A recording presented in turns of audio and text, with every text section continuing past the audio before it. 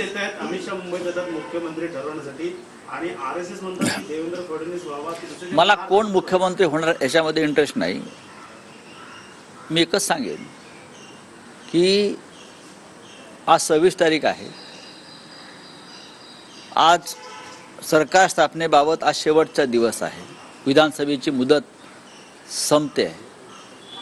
जेव्हा आम्ही सरकार बनवू शकू अशी शक्यता निर्माण झाली होती काही काळापूर्वी, आम्हाला बहुमत मिळेल, त्या वारंवार सांगण्यात येत होतं जर 26 तारखेपर्यंत मुख्यमंत्र्यांनी शपथ घेतली नाही, सरकार स्थापन झालं नाही, तर राष्ट्रपती राजवट लावली जाईल अशा धमक्या दिल्या जात होत्या. राष्ट्रपती राजवट लावण्याची शक्यता आहे,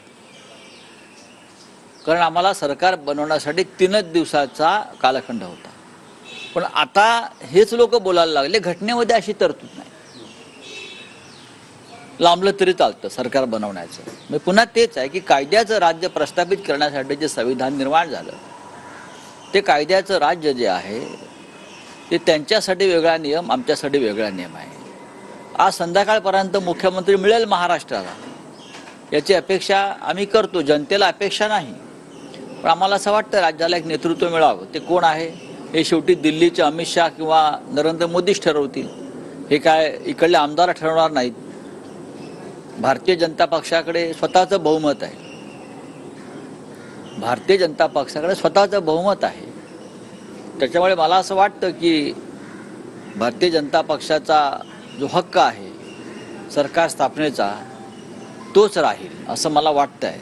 आता पुन्हा मुख्यमंत्री आणि उपमुख्यमंत्री महाराष्ट्र राज्याला मिळणार का? राज्यातच शर्यत लागली 2.5 वर्षाचा फॉर्म्युला, 2 वर्ष. हा 2.5 वर्षाचा फॉर्म्युला जेव्हा आम्ही सांगत होतो 2019 साली, बरं का, हा तेव्हा 2.5 वर्षाचा फॉर्म्युला त्यांना मान्य नव्हता.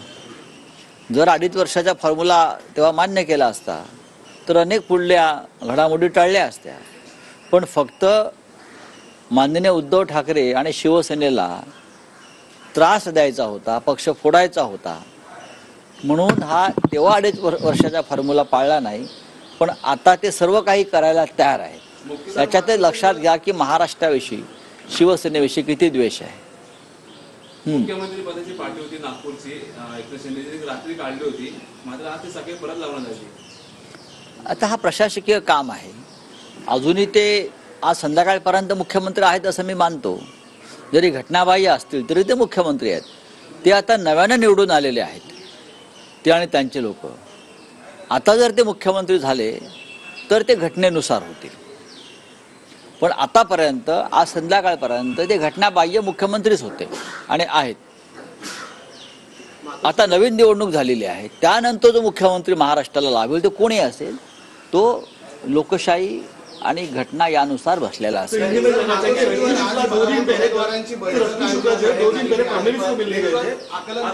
हिंदी में क्या है बताइए. बात ऐसी है कि उनकी चुनाव आयोग ने उनको डीजी पद से हटाया था. उसमें स्पष्ट ऑर्डर थी, हमने उसको ऑब्जेक्शन लिया था कि चुनाव होने के बाद, चुनाव होने तक उनको दूर किया है कि जो व्यक्ति निष्पक्ष नहीं है उसको हमेशा के लिए दूर करना चाहिए. उनकी नियुक्ति है वो गैरकानूनी रही और बार बार उस बारे में, चाहे विधानसभा हो चाहे बार हो, हमने उसके ऊपर हमेशा सवाल उठाए हैं. लेकिन अब ऐसी सरकार महाराष्ट्र में आ रही है